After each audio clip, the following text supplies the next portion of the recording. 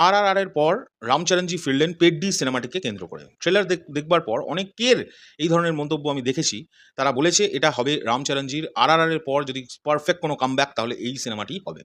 আসলেই কি সেটা হলো? নাকি ৩ ঘন্টার এই বিশাল বড় একটি স্পোর্টস ড্রামাতে কিছু খামতি রয়ে গেল? এগুলো নিয়েই আলোচনা করব আজকের এই ভিডিওতে।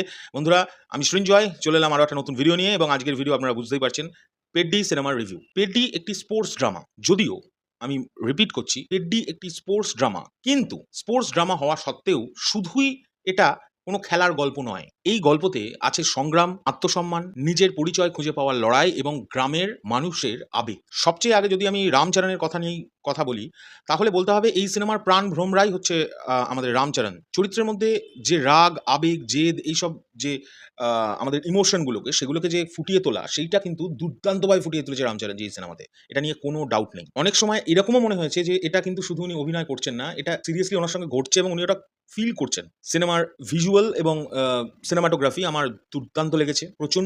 প্রচণ্ড ভালো লেগেছে। কিছু কিছু দৃশ্য তো আমার এতটাই ভালো লেগেছে যে আমার মনে হচ্ছিল যে আমি ওই জায়গাটিতে উপস্থিত আছি। মানে এতটা রিয়ালিস্টিক। সবচেয়ে যেটা দেখবার মতো বিষয় এই সিনেমার সেটা হচ্ছে স্পোর্টস সিকোয়েন্স গুলো যেগুলো তোলা হয়েছে। অসামান্য। আমি এরকমভাবে সত্যি বলছি লাগান সিনেমায় দেখেছিলাম যে কত রকমভাবে ক্রিকেট খেলা যায়। কিন্তু এই সিনেমাতে আমি ১ম বার দেখলাম কত রকমভাবে ব্যাট করা যায়। ভাই ছক্কা কত রকমভাবে মারা যায়। এ আমি জন্মেও দেখিনি। আমাদের কোনো প্লেয়ার এরকম ট্রাই করবে কিনা আমি জানি না। জীবনেও আমরা দেখব কিনা এটাও জানি না। এটা সম্ভব কিনা আমার আমার পক্ষে আমি কনফিউজড।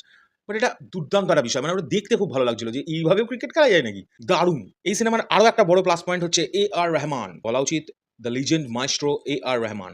সো ওনার মিউজিক, ওনার BGM আউটস্ট্যান্ডিং।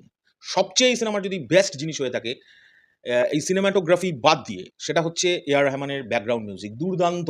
আমার অসাধারণ লেগেছে। প্রতিটা গানের চেয়েও বড় কথা হচ্ছে BGM যেগুলো বেজেছে না, আপনাদের মনে হবে যখন স্টেডিয়ামের কিছু দৃশ্য দেখাচ্ছে, স্টেডিয়াম বা মাঠের যখন কোনো দৃশ্য দেখাচ্ছে বা একটা বড় অংশ এই সিনেমায় কুস্তির একটা অংশ আছে সেটা যখন দেখাচ্ছে, আপনার রীতিমতো মনে হবে যেন আ BGM যেরমভাবে করা, আপনার মনে হবে যে আপনি ওখানে উপস্থিত আছেন।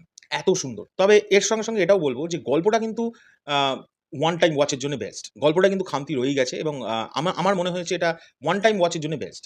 আপনি হলে যাবেন, আপনি লজিক কিছু জায়গায় খুঁজবেন, কিছু জায়গায় খুঁজবেন না, কিছু জায়গায় ম্যাজিক পাবেন এবং দেখে আনন্দ করে বাড়ি ফিরে চলে আসবেন। এটাই আমার মনে হয়েছে। এছাড়া সবচেয়ে বড় প্রবলেম এই সিনেমার সেটা হচ্ছে এই সিনেমার দৈর্ঘ্য। প্রায় ৩ ঘন্টার একটি ছবি। মানে আমার মনে হয়েছে সেকেন্ড হাফটা অতিরিক্ত স্লো ফার্স্ট হাফের থেকে। ফার্স্ট হাফটা খুব ফট করে এগোচ্ছিল। সেকেন্ড হাফটা মনে হচ্ছিল যেন ড্রাগ আউট করা হয়েছে এবং টেনে বড় করা হয়েছে। ৩ ঘন্টা কেন করা হয়েছে আমি জানি না। এবং সত্যি কথা বলতে জাহ্নবী কাপুরকে আমার ভালো লাগে। আমি যেকোনো নিউ কামারদের খুব সাপোর্ট করি। কিন্তু সাপোর্ট তখনই করা যায় যখন কাজটা উন্নত হয়। জাহ্নবীর এখানে আমার মনে হয়েছে কিছু করার মতো ছিল না। আপনাদের কেমন লেগেছে আপনারা অবশ্যই কমেন্ট করে জানাবেন। আমার কিন্তু খুব একটা আহামরি লাগেনি জাহ্নবীকে। সব মিলিয়ে বলতে পারি এটা একটা এমন গল্প যেটা নতুন কিছু নয়। আপনারা প মানে আ একের পর এক প্রেডিকশন করতেই পারেন। মানে যে প্রেডিকশন গুলো আপনাদের মিলবে। মানে প্রেডিক্টেবল।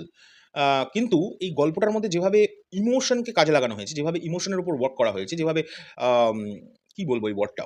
আবেগ।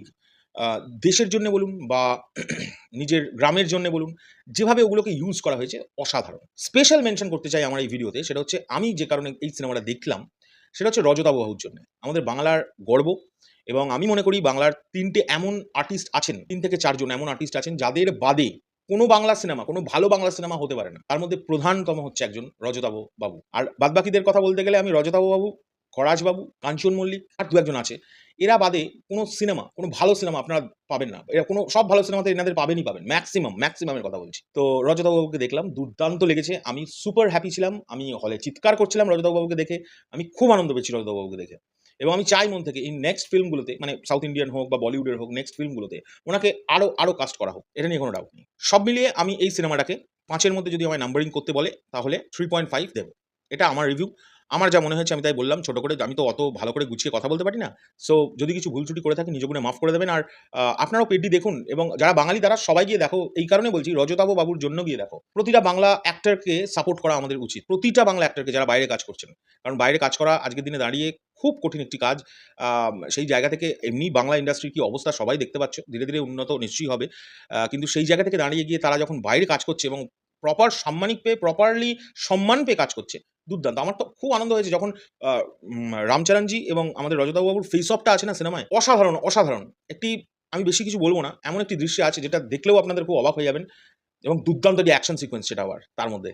আর এই সিনেমার না স্পেশাল আমি কিছু অ্যাকশন দৃশ্যের কথা বলতে চাই। যেমন এই দেখুন আমি তো প্রপার রিভিউয়ার নই, ওই কারণে পরপর বলতে গিয়ে ভুলে গেছি। এখন মনে পড়ছে। কিছু কুস্তির দৃশ্য আছে দুর্দান্ত লেভেলের, দুর্দান্ত লেভেলের। আমার হেভি লেগেছে। বেশ ভালো। তো এটা একটা ওয়ান টাইম ওয়াচ এর মতো ফিল্ম আমার মনে হয়েছে। আপনাদের কি মনে হয়েছে অবশ্যই কমেন্ট করে জানাবেন। এখনকার জন্য চললাম। টাটা।